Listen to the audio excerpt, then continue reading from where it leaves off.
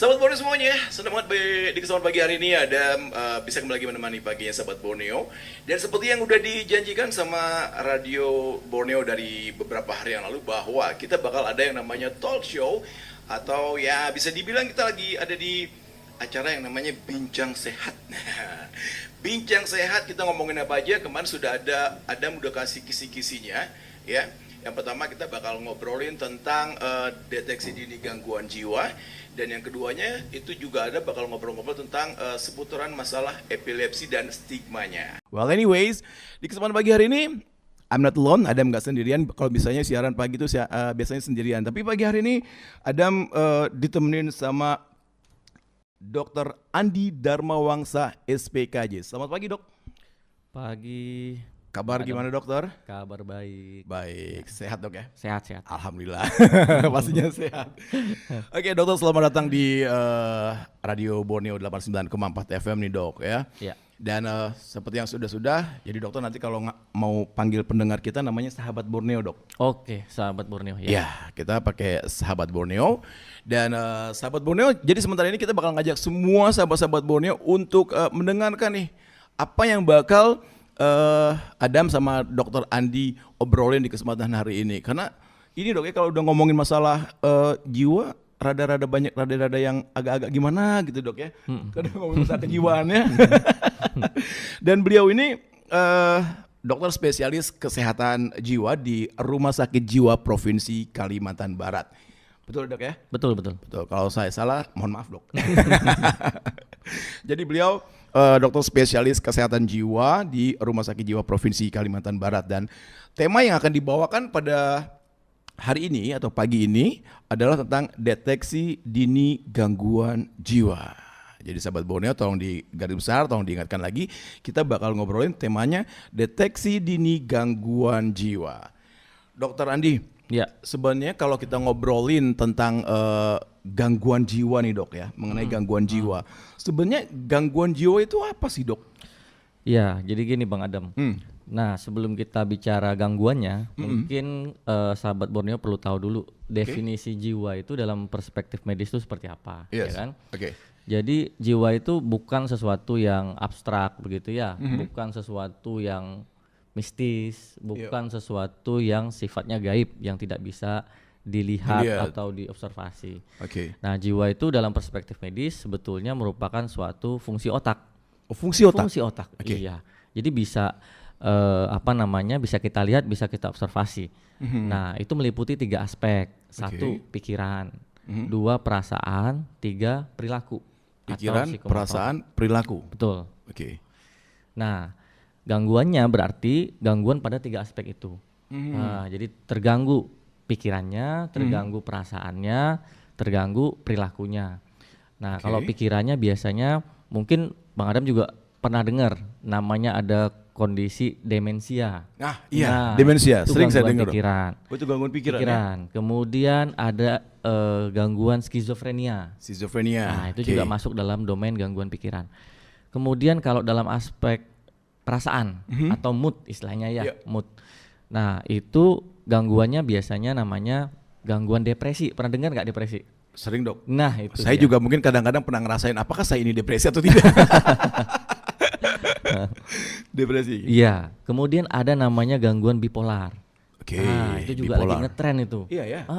Lagi aku nggak tahu kenapa bipolar bisa sampai ngetren kayak gitu.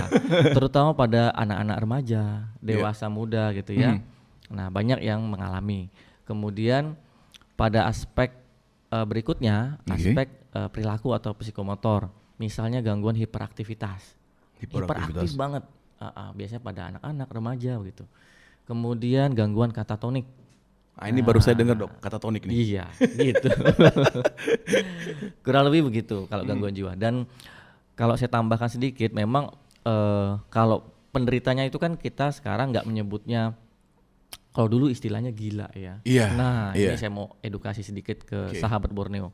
Sekarang itu kita istilahnya ODGJ. ODGJ, orang dengan gangguan jiwa. Nah, jadi kita nggak boleh lagi nyebut gila, karena itu sangat stigmatized, artinya terlalu menstigma dan mendiskriminasi. Padahal gangguan jiwa itu ya sama dengan penyakit-penyakit yang kronis lainnya, kayak diabetes, kayak hipertensi begitu ya. Nah, dan itu treatable, bisa ditreatment kok. Oh, bisa ditreatment? Bisa dipulihkan. Oke. Jadi memang udah sekarang istilahnya diharamkan lah ya untuk mengatakan orang gila gitu ya. Iya, sebaiknya begitu. Diganti dengan orang dengan gangguan jiwa. ODGJ begitu. Emang kadang-kadang masih banyak suka orang keceplosan sih dok. Betul. Nah, makanya kita sampaikan dia biar masyarakat tuh ngerti, sahabat-sahabat Borneo bisa paham gitu ya. Oke, itu sahabat Borneo tadi ada Dokter Andi juga sudah menjelaskan bahwa sekarang ini untuk kata yang dulu sering kita gunakan gila atau orang gila sudah harus diganti nih, mau bikin konten misalnya ya kan, atau mungkin mau menyebutkan seseorang itu yaitu tadi ODGJ, orang dengan gangguan jiwa. Ya. Oke dok, jadi gangguan jiwa itu seperti yang tadi dokter bilang ya, ternyata banyak dok ya. Banyak, dan kalau kita lihat datanya dari Kemenkes ya, 2022 itu 1 dari 10.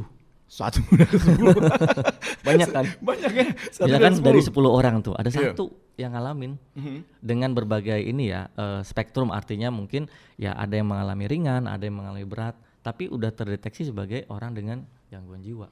Kalau misalnya masuk gini dok, kalau misalnya orang tersebut sudah masuk dalam kategori gangguan jiwa, apakah ada level tertentu untuk dia, oh kamu ternyata mengalami gangguan jiwa nih, atau oh belum nih gitu, ada nggak dok? Ada. Jadi kan ODGJ itu sebetulnya diagnosis gangguan jiwa itu kan banyak. Oh banyak. Nggak identik dengan yang aneh atau iya yang berat-berat itu kan kadang yang mungkin yang dilihat orang yang dianggap ODGJ itu yang berat-berat ya. Padahal kalau yang ringan-ringan juga kita sebut ODGJ juga. Oh yang ringan-ringan juga? Iya. Bisa gitu dok ya? Iya. Waduh. Kan kalau lihat diagnosanya tuh banyak sekali. Termasuk yang tadi saya sebutkan, depresi, gangguan cemas, itu sebetulnya ODGJ juga kan ngalamin gangguan jiwa. Oh gitu dok. Iya. Ini kayaknya memang harus lebih banyak lagi edukasi tentang edukasi tentang apa itu gangguan jiwa dan sudah di level seperti apa dia sudah masuk dengan kategori gangguan jiwa. Tadi dokter udah bilang kan persentasenya. Satu dari 10. Iya kan? Oke, baik dok. Nah terus kalau misalnya sedikit lagi nih dok ngobrol. Tadi udah tuntas belum dok? Gangguan jiwa udah semua kayaknya. Mungkin sedikit lagi saya tambahkan. Silakan, dok. Nah, biar dapat lebih real gambarannya ya. Iya. Tadi kan secara umum ODGJ, tapi kalau kita bicara yang berat ya, ODGJ berat itu 1%, atau yang misalkan yang dianggap orang gangguan gila itu atau ODGJ itu 1%. Nah, katakanlah misalkan penduduk Kota Singkawang ya. Ya, itu misalkan kalau kita lihat cek datanya dari BPS 2023 itu kan sekitar penduduknya 246.000. 1%-nya aja itu sekitar 2.400. 1%-nya tuh? Iya kan? Banyak kan? Banyak tuh. Berarti yang mengalami ODGJ itu banyak. Banyak ya. 2.400 orang. Nah, namun masalahnya kadang yang berobat tuh hanya 50%-nya. Yang berobat 50%. 50% masih tidak mengakses layanan kesehatan. Oh gitu. Artinya kadang masih dibawa ke pengobatan tradisional, ada yang nggak diobati karena ketidaktahuan ya. Iya. Nah, sehingga kondisi makin memberat. Atau mungkin ada juga kali orang keluarganya yang nggak mau bawa ke RSJ karena faktor malu lah. Betul. Ya, ada juga kan dok yang kayak gitu dok ya? Ada. Malu nggak usah dibawa ke RSJ atau mungkin takutnya gimana lagi gitu ya dok ya? Iya, betul. Oke. Baik, Dokter Andi, nanti kita masih ngobrol-ngobrol lagi bareng sama sahabat Borneo semuanya di 89,4 FM di Bincang Sehat. Rumah Sakit Jiwa Provinsi Kalimantan Barat bareng sama 89,4 FM Radio Borneo, bikin hidup lebih baik. Tadi di yang pertama kita udah ngobrol tentang mengenai gangguan jiwa ya dok ya. Sebenarnya gangguan jiwa itu seperti apa dan ternyata banyak banget. Adam kira cuma 1-2 aja dok. Ternyata banyak gitu. Nah sekarang yang berikutnya dok, pertanyaan yang sudah saya kumpulkan sebelumnya dok. Ini yang penyebab seseorang bisa mengalami gangguan jiwa. Sebenarnya most of orang yang kena gangguan jiwa ini gimana sih dok itu tuh? Apa aja sih yang menyebabkan itu? Apakah ada khusus misalnya ya, banyak kan rata-rata orang dengan gangguan jiwa because of this gitu kan, karena ini atau karena apa gitu. Ya. Bisa dijelaskan, Dok? Ya, jadi sampai saat ini penyebab gangguan jiwa tuh belum ada faktor tunggal, artinya bukan satu ya. Oh, oke. Jadi penyebabnya tuh multifaktor, dari faktor biologi, psikologi dan sosial, biopsikososial ya. Nah dari faktor biologi pertama ada faktor genetik atau keturunan. Ya, jadi misalnya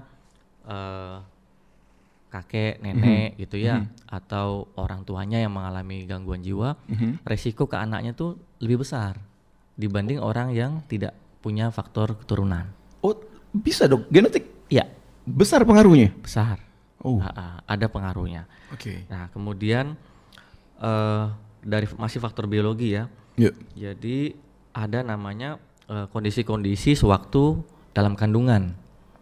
Nah, misalkan seorang ibu pada masa kandungan tuh mengalami infeksi berat, gitu ya, stres selama hamil. Oke. Nah, itu bisa mempengaruhi. Faktor-faktor selama persalinan. Nah, misalkan anaknya mengalami suatu kondisi kekurangan oksigen gitu ya, hipoksia istilahnya, itu bisa juga berisiko ya, berisiko. Artinya risiko ini belum tentu terjadi, tapi risikonya lebih besar. Oh, resikonya lebih besar. Oke. Kemudian trauma kepala, Nah, cedera kepala. Oh, cedera. Bisa juga ya, bisa. cedera kepala itu. Kemudian tumor otak itu bisa juga mengakibatkan orang terjadi gangguan jiwa. Orang dengan gangguan jiwa itu sebenarnya mereka memang bisa dikatakan yang langsung ODGJ atau apa, Dok? Ya udah deh, kamu kena ini nih mental misalnya. Kayak gitu nggak tuh? Ya, nanti kalau kan biasa kita amati perubahan perilakunya. Oh, oke. Jadi misalkan yang sehari-hari perilakunya tenang, teratur, tiba-tiba misalkan berubah, jadi mudah emosi, bicaranya jadi kacau misalnya. Diajak ngobrol kok nggak nyambung nih, ya kan? Yes. Diajak ngomong misalkan bengong, responnya kurang. Terus biasanya perubahan juga dalam misalkan siklus tidur.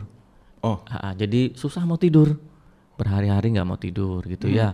Nah itu yang perlu kita curigai, jangan-jangan ada nih ke arah gangguan jiwa. Ada ke arah sana ya, Dok, ya. Jadi sahabat Borneo ini juga perlu dicermatin kata-kata dari Dr. Andi ini ya. Ternyata hal-hal tersebut sebenarnya kalau menurut di dalam kehidupan sehari-hari kayaknya biasa-biasa aja, Dok, ya. Iya kan? Biasa terjadilah hal-hal yang seperti itu, kayak misalnya kita kurang tidur seperti yang dokter bilang tadi. Cuman kalau misalnya intensitasnya lebih sering, betul, itu buru-buru deh periksa. Iya, sebaiknya diperiksakan. Oke. Kemudian faktor kedua, faktor psikologis. Tadi kan faktor biologis ya. Biologisnya. Yang kedua faktor psikologis. Nah ini diantaranya pengalaman traumatis. Jadi misalkan sewaktu kecil mengalami kekerasan, mengalami abusive ya, verbal abusive, kekerasan fisik, kekerasan seksual misalnya. Nah itu bisa berisiko mengalami gangguan jiwa. Terus kehilangan orang-orang yang disayang. Misalkan dari kecil ditinggal orang tua mendadak gitu ya. Jadi tidak ada figur pengganti, jadi kehilangan. Nah itu bisa juga. Kemudian faktor berikutnya faktor sosial. Faktor sosial itu misalnya masalah pekerjaan, masalah ekonomi, ya. Kemudian masalah relasi, konflik sama orang. Kalau bullying, Dok, bisa masuk? Bisa. Itu faktor yang tadi, faktor psikis ya. Jadi mengalami bullying. Sekarang kan lagi ngetren juga itu ya, kasusnya cukup banyak ya. Banyak, Dok. Nanti kita bicara khusus deh soal bullying ya. Ya begitu. Jadi 3 faktor itu, faktor biologis, psikologis dan sosial berkombinasi. Itu yang bisa mengakibatkan orang mengalami gangguan jiwa. Oke, jadi ada 3 sahabat Borneo ya. Jadi kalau misalnya seperti yang udah dibayangin sama Dokter Andi, kalau misal ada, mudah-mudahan sih nggak ada lah.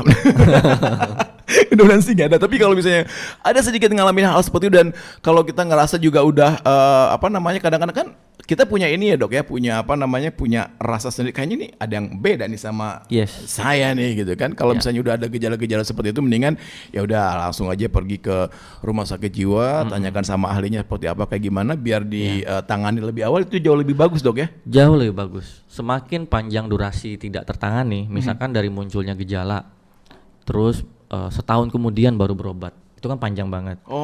Prognosisnya makin jelek. Hasil treatmentnya atau kondisinya sulit untuk pulih gitu loh. Jadi semakin cepat ditangani, prognosisnya semakin baik.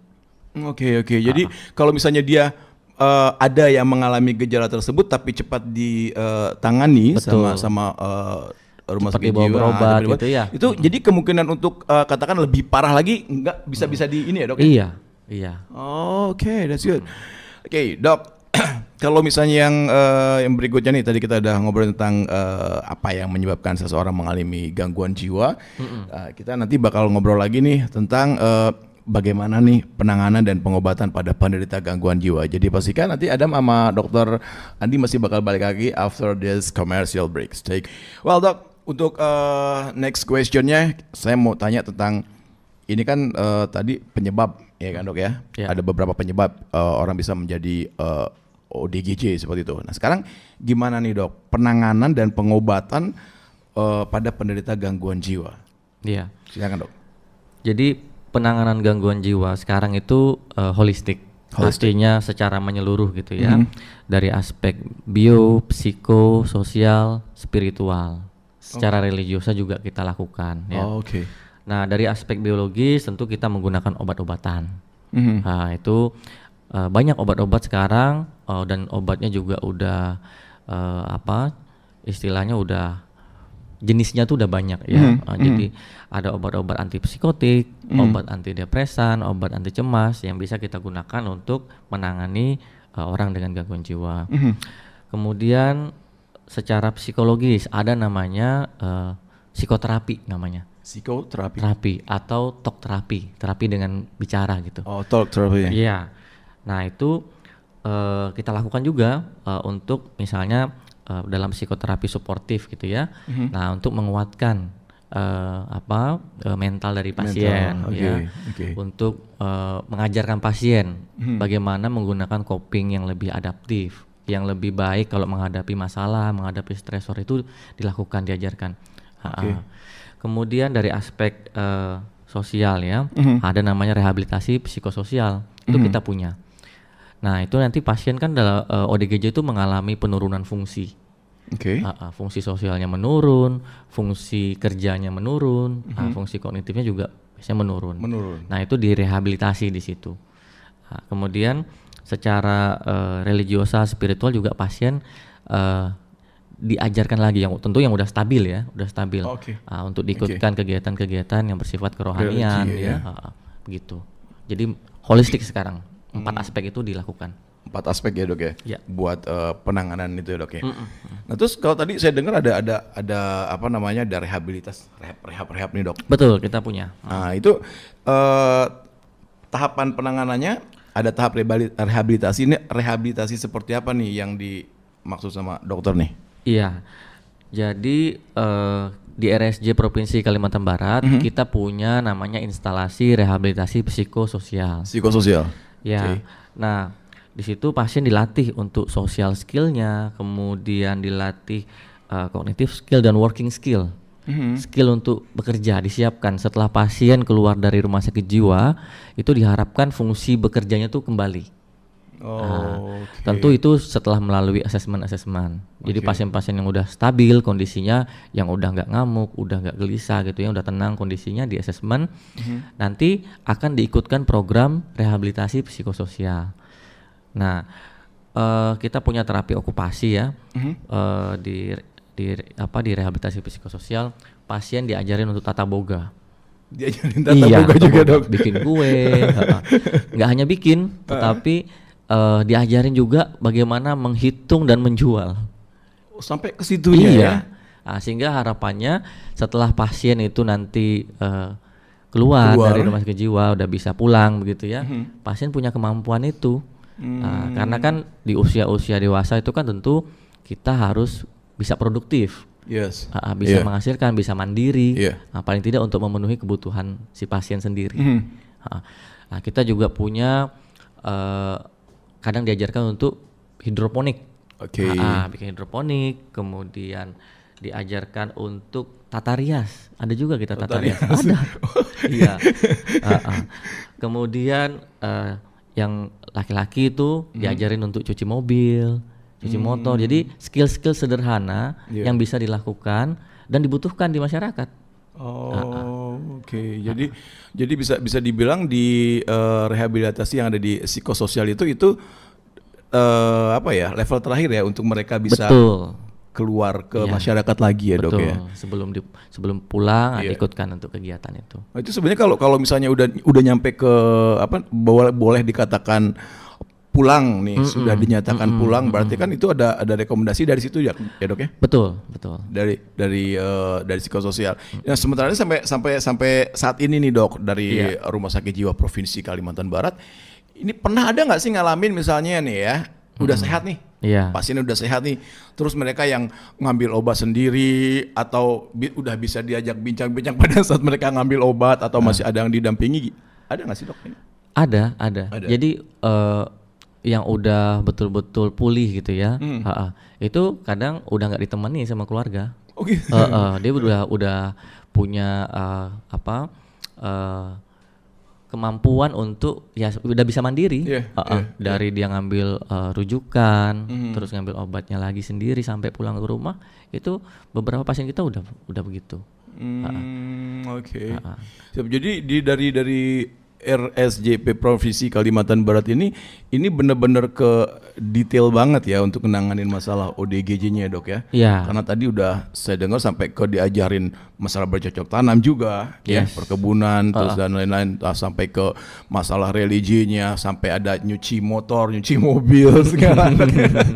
Iya. Bisa dengan harapan pada saat dia sudah masuk lagi ke bersosialisasi lagi, itu sebenarnya kalau misalnya mereka pasien ODGJ ini Dok, kalau udah keluar ya kan, terus langsung untuk keluarga atau sosial nih yang takutnya nih Dok gitu kan, kadang-kadang mereka nih yang udah keluar, udah sehat, tiba-tiba belum diterima sama masyarakat atau sama keluarganya sendiri, nggak mau ini, itu ada kemungkinan balik lagi atau enggak tuh Dok? Nah, itu yang kita harapkan sebetulnya. Jadi pasien ini kan tidak seterusnya di rumah sakit. Lebih banyak kan pasien itu akan kembali ke keluarga dan masyarakat. Nah, di rumah sakit itu kan paling perawatan sebulan, 2 bulan, bahkan ada yang kurang dari itu, mingguan ya. Tapi sisa waktu hidupnya itu kan lebih banyak di rumah, di masyarakat, di keluarga. Nah, itu yang kita harapkan agar keluarga tuh bisa menjadi bisa mensupport. Nah, jangan malah ikut menstigma bahwa dia ini tidak mampu, dia ini tidak bisa apa-apa, begitu ya.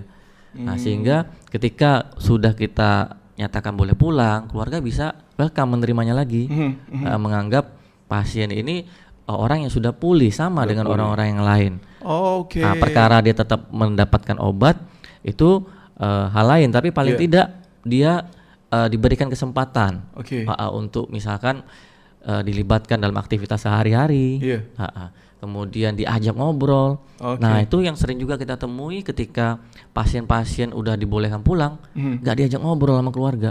Akhirnya mereka nggak nyaman di rumahnya sendiri, dianggap kayak orang asing gitu. Ada yang seperti itu Dok ya? Ada, dan saya kira juga masih banyak keluarga-keluarga yang masih begitu. Oke, jadi buat sahabat Borneo nih yang mungkin aja ada apa namanya, sudah ada yang mengalami seperti yang Dr. Andi tadi bilang, bahwa mereka yang sudah sampai bisa keluar, tinggal diajak ngobrol lagi sama keluarga gitu ya. Kayaknya untuk bisa lebih lah, kalau orang-orang dari Rumah Sakit Jiwa Provinsi sudah bilang udah direkomendasikan sehat, ya udah bisa dijadikan suatu jaminan sehat ya Dok ya, dalam artian sudah bisa bersosialisasi kembali, tinggal support family sama sosialnya aja nih ya Dok ya. Betul. Oke, sahabat Borneo, nanti kita bakal sampai ke closing statement di acara Bincang Sehat kita bareng sama Dr. Andi dan Marwangsa, dan ada masih bakal balik lagi untuk sesi yang terakhir, jadi tetap di 89,4 FM Radio Borneo, making life better. Oke, sahabat Borneo, kita sampai ke ujung sesi yang pertama. Karena nanti di sesi yang kedua kita juga masih bakal ada bincang sehat, tapi dokternya udah beda lagi. Nanti di sesi yang kedua bakal ada Dr. Pascanus Lamsihar PT SPN. Nah, siapa lagi beliau? Tunggu ya, nanti kita bakal ketemu juga dengan beliau. Dr. Andi, pagi hari ini udah banyak pertanyaan. Sebenarnya saya masih belum puas sih, ini kayaknya waktunya kurang nih Dok.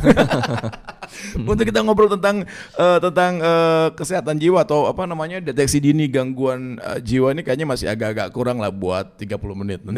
Mudah-mudahan nanti ada lagi Dok ya. Amin. Nah, jadi Dok, Sebelum kita nanti ke closing statement nih dok ya, tadi kan ada tuh satu aja ada ngomong sama dokter ini tentang orang-orang yang sudah mengalami pasung nih dok. Gimana sih itu? Apakah masih ada di daerah Kalimantan Barat seperti itu atau sudah berkurang dari yang dulu? Iya, untuk kasus pasung ya udah jauh berkurang. Udah jauh berkurang. Okay. Dulu mungkin 2020 ke bawah tuh kita masih ada menemukan lah ya 1-2 kasus, tapi sekarang hampir nggak ada. Udah hampir nggak ada. Iya. Ya.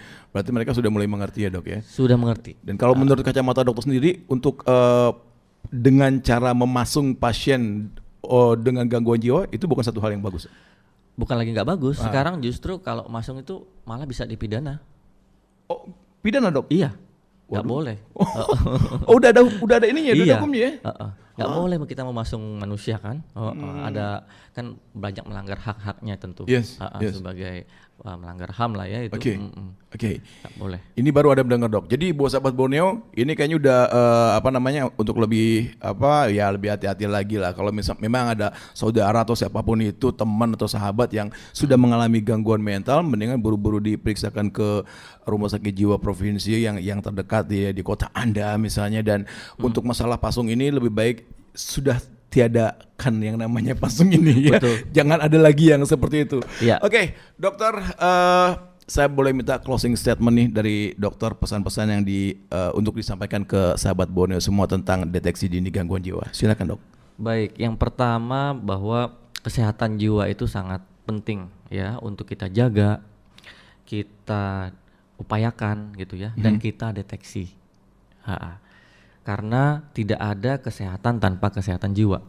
Tidak ada kesehatan tanpa kesehatan jiwa. No health without mental health. Oke. Kemudian yang kedua, karena kondisi gangguan jiwa ini bersifat kompleks ya. Jadi perlu kepedulian bersama. Nggak hanya dari keluarga, nggak hanya dari rumah sakit, nggak hanya dari nakes gitu ya. Tapi perlu kepedulian keluarga, kepedulian masyarakat. Nah, karena ketika melihat ada perubahan di misalkan tetangganya kok berubah gini, ya segera laporkan aja. Misalkan ada keluarganya, kok perilakunya berubah gitu ya, didorong supaya untuk bisa berobat, dibawa ke vaskes. Nah, jadi jangan ragu-ragu. Terakhir ya, kita di rumah sakit jiwa, kalau ada hal yang kira-kira misalkan masyarakat atau keluarga mengalami itu, jangan sungkan, jangan ragu, jangan malu untuk datang periksa. Periksa dulu aja, kan belum tentu langsung langsung divonis ini ya. Betul. Nah itu kadang masih jadi stigma tuh, mau periksa aja takut. Iya. Akhirnya lama-lama udah datang dengan kondisi berat. Lebih berat lagi. Betul. Gitu. Jadi jangan ragu-ragu, jangan malu, jangan sungkan untuk datang. Sekarang gangguan jiwa ditanggung BPJS. Jadi kalau ada BPJS gratis. Oh, sedap itu.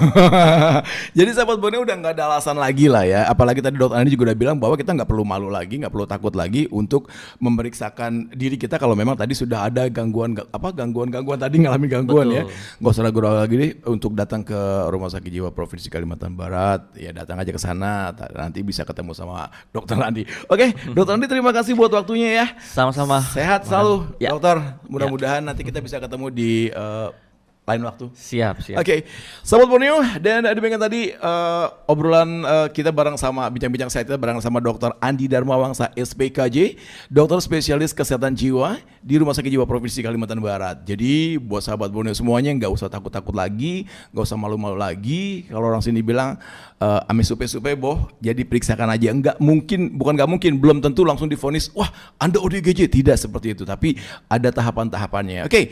Jadi untuk yang kedua kita bakal ketemu lagi sama dokter ini nih, Dr. Pascanus Lamsiar PT SPN. Jadi tetap di 89,4 FM Radio Borneo, Making Life Better.